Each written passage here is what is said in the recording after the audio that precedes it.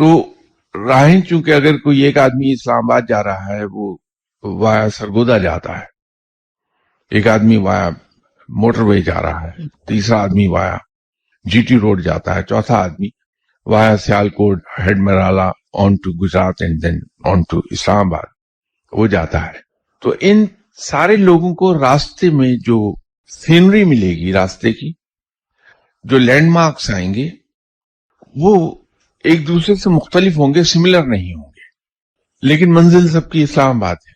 تو منزل سب کی حصول علم ہوگا سارے اسٹوڈنٹس کا، لیکن استاد اگر ناپ تول کے جانچ پڑتال کر کے دے گا تو ہو سکتا ہے کہ ایک دوسرے سے سلائٹلی مختلف ذکر اذکار ہوں، اس کی ٹریننگ سلائٹلی مختلف ہو،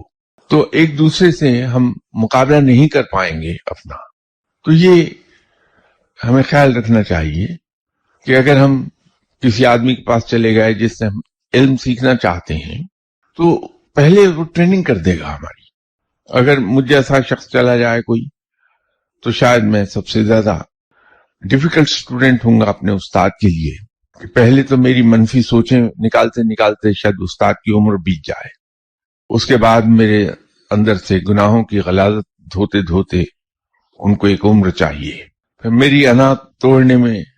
بہت لمبا وقت لگے گا استاد کو. تو اسی کے اندر 60-70 سال گزر جائیں گے.